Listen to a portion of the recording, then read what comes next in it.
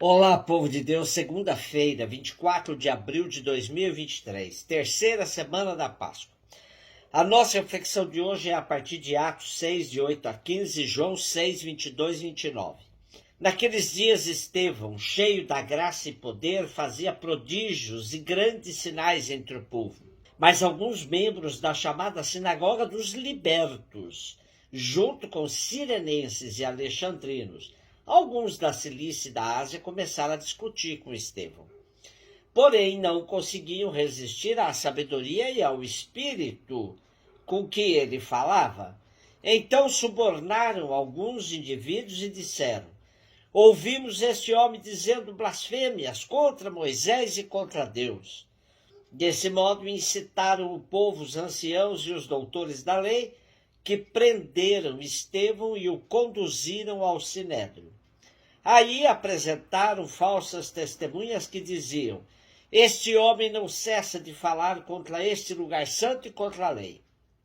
E nós o ouvimos afirmar que Jesus Nazareno ia destruir este lugar e ia mudar os costumes que Moisés nos transmitiu. Todos os que estavam sentados no sinédrio tinham os olhos fixos sobre Estevão e viram seu rosto como o rosto de um anjo. Este segundo livro de Lucas se dedica de maneira principal à missão dos apóstolos, mas há alguns relatos centrados na ação dos diáconos. Diaconia significa servir, prestar um serviço. Os gregos usavam essa palavra para significar serviços públicos, civis ou profanos. Os cristãos usam esta palavra em sentido eclesial.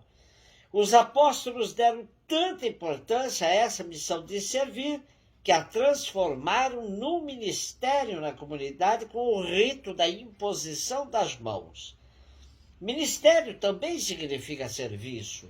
Estevão e Filipe serão dois diáconos destacados dos 7 escolhidos.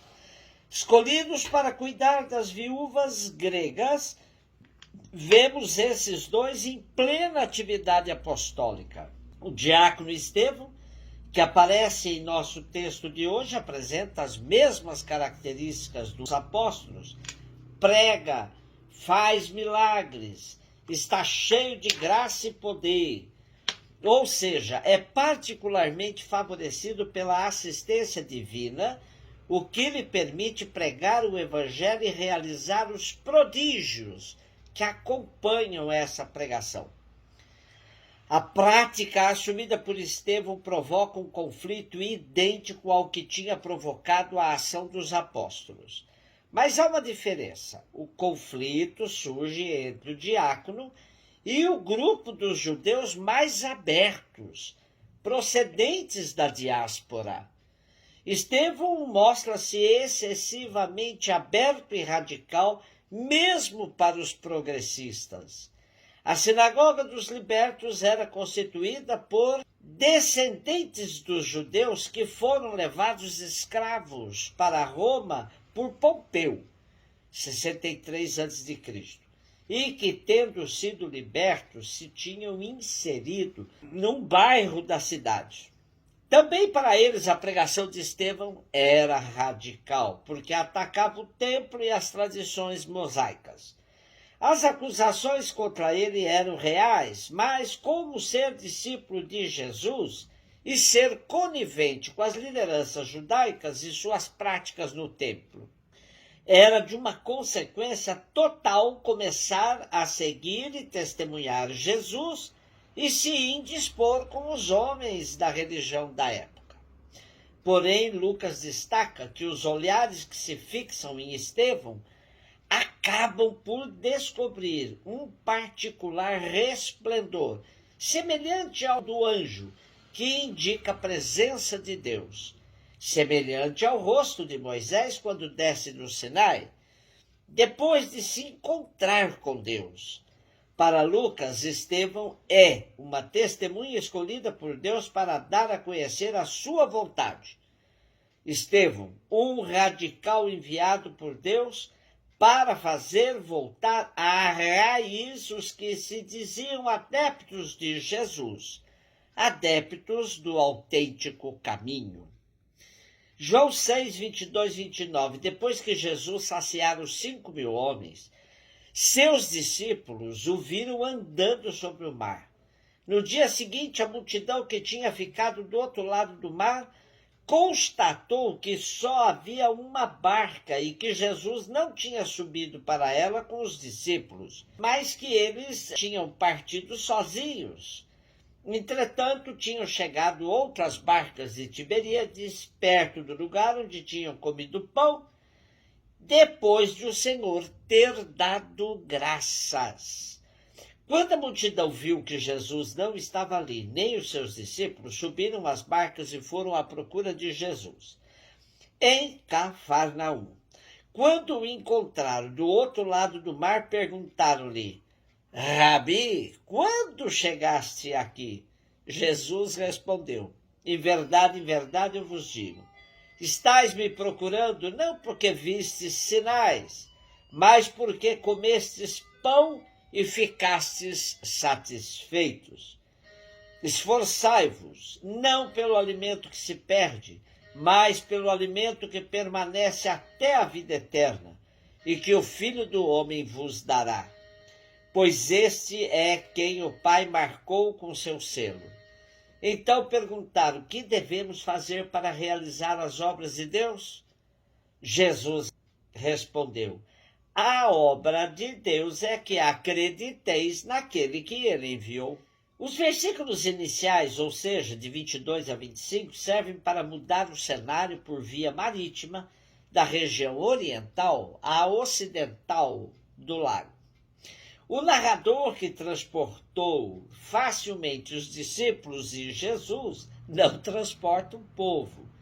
Pode-se perguntar quantas barcas seriam necessárias para isso.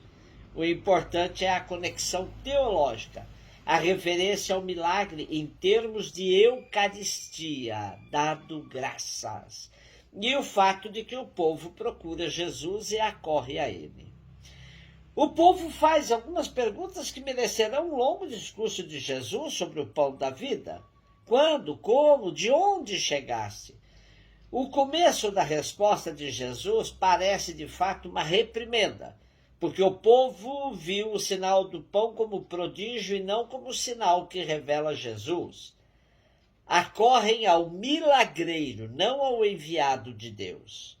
Assim como a samaritana se vislumbrava com a possibilidade de não mais ter trabalho para ir buscar água no poço, aqui é o povo que pensa na facilidade de ter pão de cada dia sem esforço algum. Entender o sinal deve remeter a pessoa ao autor desse sinal, mas o povo não entendeu. Esforçai-vos não pelo alimento que se perde, mas pelo alimento que permanece até a vida eterna e que o Filho do Homem vos dará. Essa é a perspectiva que Jesus indica ao povo para que dê um salto de qualidade na vida. A essas alturas do diálogo com Jesus, o povo não muda de visão e agora quer fazer as mesmas obras de Deus. Estas são as que Deus exige na aliança. Representam o regime da antiga aliança. Com Jesus, as muitas obras correspondem a uma obra. E ela consiste em crer no enviado de Deus. A fé é obra de Deus.